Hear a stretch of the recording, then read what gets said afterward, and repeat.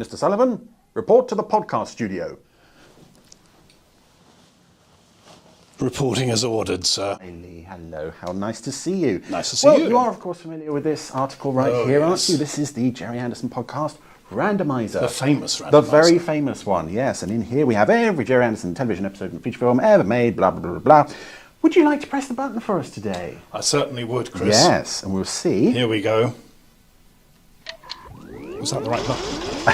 It wasn't the same as last week, but we'll go with it. That's fine. Strangely, it does the same thing. I don't know what half of the buttons on here do. No. So, anything you're hoping to see come up today?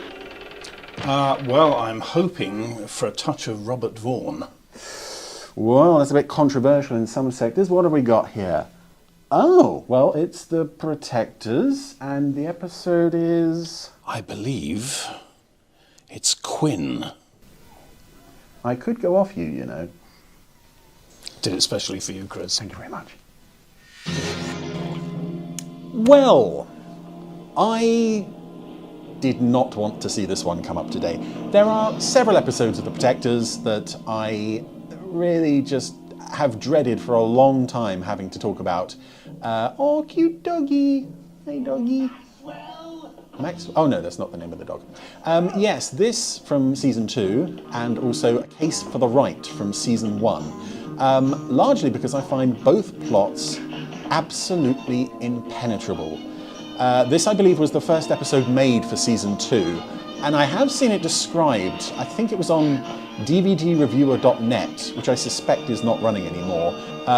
They reviewed this episode, I think they gave it like a 3 out of 10, saying that it was either the second half of a two-parter or just the most impenetrable piece of outsider art that they had ever experienced.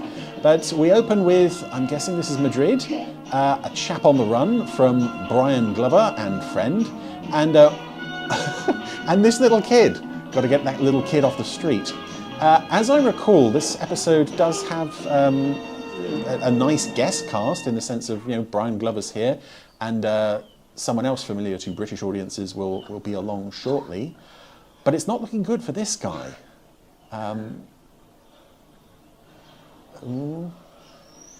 Yes, this is another reason I feel, and I'm sorry, I do feel that I let the side down a bit with my unfamiliarity with The Protectors.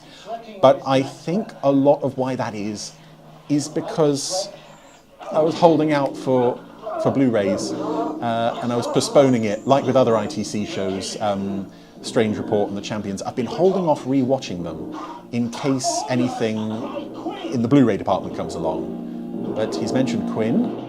You can tell that mention of Quin was very serious because it got the freeze frame before the opening titles. There we go, there's our other notable guest star, Peter Vaughan, of Porridge fame. It was Harry Grout in that. Actually my abiding memory of him, aside from being a villain in a lot of these ITC shows, is when he played Anthony Hopkins' father in Remains of the Day, and there's that horrible shot of him serving someone a meal, and you just see this little drop of water forming on the end of his nose, and it like drips down in slow motion.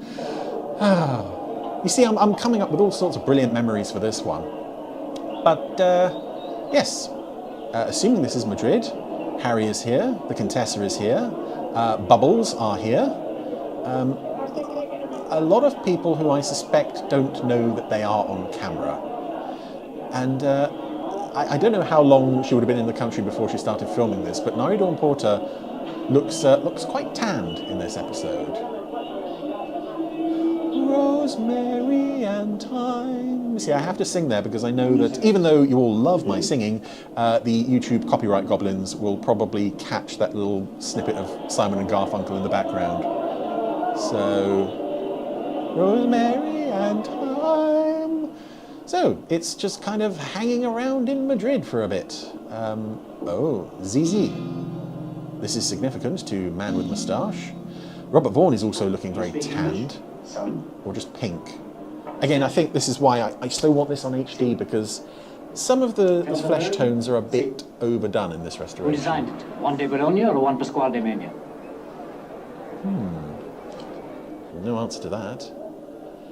Yeah, this episode kind of starts out in sort of in situ events are already playing out, and I don't think it helps our understanding of things. I can kind of understand why they've done it. Because a lot of the time with the Protectors, I think I've said this many times before, they're not quite long enough to support the story.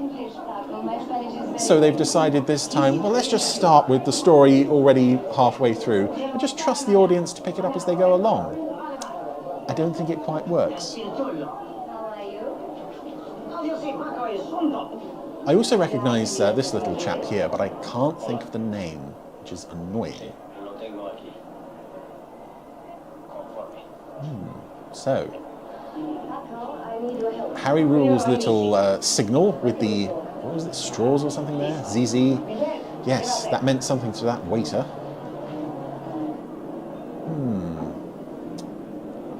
This calls for another very 70s gentleman, a very 70s looking sunglasses and moustache combo. Taxi? Yes. Well, do you know what's going on? I don't know what's going on. May as well follow. Nothing else to I'm here do. with a friend, a good friend. Then he's a good friend of Paco. An American called Harry Rule. We've been looking for a man, Quin. Oh no, it's even more serious now. We've gone to slow motion, freeze frame, black and white for some reason. Needless to say, they're building this Quin guy up to just massive hype levels. And even though it's Peter Vaughan, they're not going to quite carry it off, I don't think. I apologise to anyone out there for whom Quin is their absolute favourite episode. I have tried to engage with it before, and I suspect the story itself is quite simple in that they are just looking for this criminal mastermind named Quin. But it kind of, I don't know, the way the story is told and the layers to it, it's a very simple idea told in a very convoluted way. I do try with the Protectors. I do like it. It's just some of these stories are a bit impenetrable. So Harry has wandered into the arena and he's having his photo taken in his lovely beige jacket and brown tie. Not many men can pull off beige, brown and blue in the same setup, but he's managing it. Has anything happened in this episode? Oh, who's this? It's another guy with a fabulous moustache. I'm looking for Quin. Wow. That went down like a Mr. Rule, glass of nothing. be careful. I don't need to listen to that from a man with a pink tie. His tie matches the colour of his hands. So, here we have a montage of guest artists asking questions. And again, I doubt any of these people know they're on camera.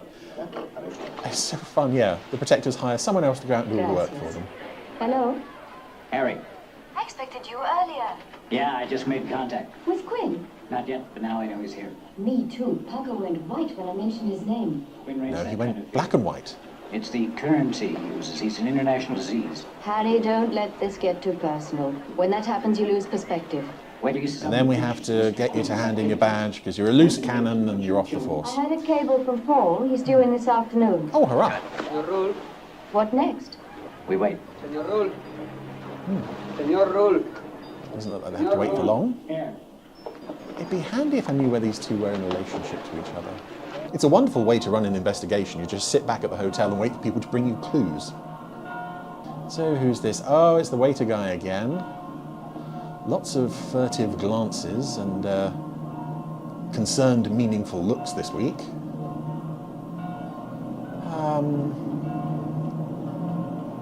Okay, so now Harry and the Contessa are actually on camera together. This is the first time it's happened so far this episode. I mean, to their credit, none of the people in the background actually seem to recognise Robert Vaughan. Again, there's no way, I think, in a situation like this that you could actually control the activities of passers-by. Oh, here comes our man with the pink shirt again. That was a very quick cutaway. Was that a clue that he's going to... I think he might be about to snatch the Contessa. Well, another abandoned house. Oh no, not so empty. We have a thug. May as well stroll on in and see what we can do. Nice soundtrack in this episode, I give it that. One of my favourite soundtrack releases, and sadly it is not available anymore, hasn't been for a while, is Network's release of the Protectors soundtrack, because it's a 5-disc, it's one of those Every Note Ever collections. You have a proposition, Mr. Rool. And this has a nice score. I'm Quin. I said no. Is that the same guy with pink tie from earlier? Yeah. Do they have two guys with pink ties, or did I get that one outside confused just then? Well, Harry has strolled into the enemy camp. What's the Contessa doing? She's in a pet shop. As a car approaches, with a speedy stop. Oh, right, okay, Harry's being bundled into the car. I was assuming the Contessa would have been snatched while Harry was in there. Oh, and it's times like this where the Contessa appreciates she doesn't have Chino around anymore to give her a lift. Because Chino, along with Suki, they were both dropped between seasons. Obviously, neither of them added much to the plots of the stories. I suspect also part of it may have been that you're going to now have 52 episodes. You can show these in random order, and you wouldn't get a sense that those two characters are necessarily gone. But speaking of characters who are gone, the Contessa has lost Harry. Well, without melodrama, this episode doesn't really have much going for it. Because there's a lot of build-up to this character, almost like he's the king of the criminal underworld of the Protectors. And I can think of at least, well, half a dozen characters off the top of my head who are far more menacing within this series. Oh, another thug. Same thug. See, it doesn't help that the thugs in this show, okay, a lot of them wear different clothes, but they all have the same face. It's hard to keep track of them all. So, generic thug number 5 has followed Contessa and Little Guy to railway sidings to meet man in blue overalls painting a train blue. And the thug can't allow any of this to go on. And the blue man is scarpered. And I do always like in old shows, and I don't think they do it so much anymore, is when you can have chase scenes in and around like railway sidings and stations and such, and actually crawl underneath or behind the trains and rolling stock. I think there's probably a few in the Protectors. No, this is the Protectors. A few in the Professionals. I think there's a really good one in an episode of Gideon's Way. Anywho, Little Man has been shot, only injured, I think. Caroline is still free because the blue thug man, can't find her. Everyone's kind of trying to work out where everyone else is now. Contessa's hiding. Here comes Blue Thug. So everything hinged on that one guy painting a train. Without him, the whole case just falls apart. Nice low angles on this sequence, though, really getting the sense of scale of these locomotives. And again, I think going back to, was it Bagman, which had the location work with all the tubes. There's some nice use of location settings. And again, it makes me wonder, was this having it set around a railway yard written into the script, or is this a happy accident that they found a suitable location to make a good chase sequence? Because it's getting quite tense now. I'm surprised to hear myself saying that, because I've always had this one sort of pegged as, very bottom of the list Protectors. It's proving slightly better than I remember, but yeah, again, I think they're just kind of overselling the villain, who, need I point out, we have not actually met yet. Oh no! Well, nearly made their getaway. The Contessa's fallen, and Little Man is going to panic and leave her. The Contessa has lost the use of her legs entirely. Oh no! Thug is going to shoot her? No. Her main character immunity status is secure.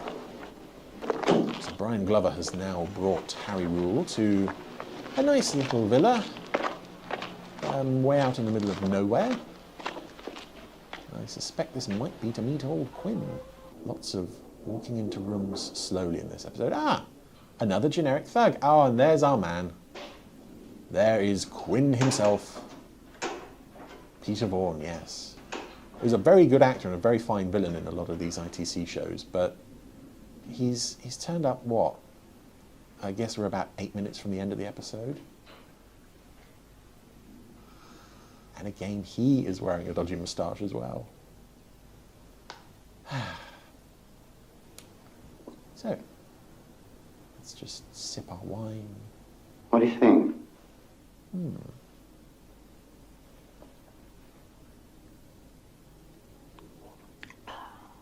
Rather thin texture, smooth. I can't tell the color. Too sweet. Well, they've hit it off. You want to talk to me? In private. Briefly, this became a food and drink type show.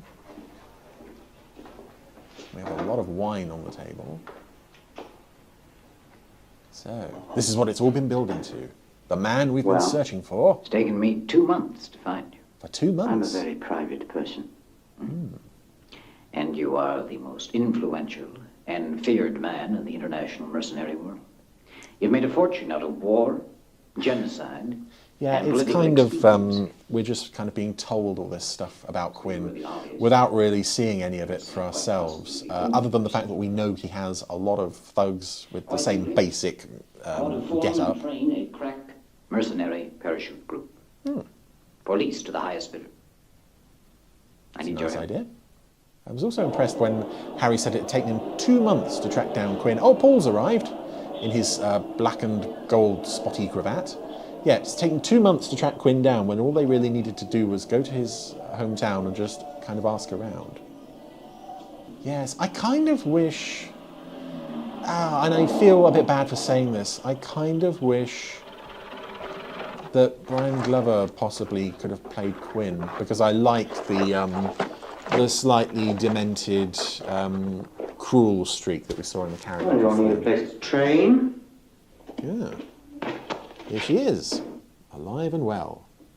And I are you? believe, yes, they have to act as Sutton. if they don't know each other. My name is Laura Sutton. Miss Sutton. Oh, so he's gotten wise to her. Which means, oh, now Paul has to go around asking people questions. Yes, because one montage like this in the episode wasn't enough. We have to have 2. As poor locals are interrogated and harassed. Oh, this woman is not enjoying it. She just wants to get home and get this washing sorted out. Again, nice direction here. There's a very interesting shot, but it's a lot of work and a lot of interesting imagery in the service of a very thin plot. To be fair, I understand the plot a bit more this time. It's not as impenetrable as I remembered. A fresh grave. I just think they've oversold this character. Decided to mind my business. Because although, as I said, Peter Vaughan is a great actor, this isn't his finest performance, and I think it's just a lack of material to engage with. Now, who are you? Is that a B? Is that on the episode, or is that in here with me? Yeah, more bees. I do like parts of this finale, though. They're doing the old thing. I think it's need my help. been done in Bond films and such. Oh, you, hero of the show, shoot this person who is your colleague that I don't know is your colleague. And although Robert Vaughan remains typically solemn, I think Nairi Dawn Porter does a really good job of selling the fear here, because she knows if Harry doesn't go through with this, There's no one for mine. he's, well, he'll get it in the back first from Brian Glover's shotgun. And, you know, she doesn't want to throw away 2 months of work.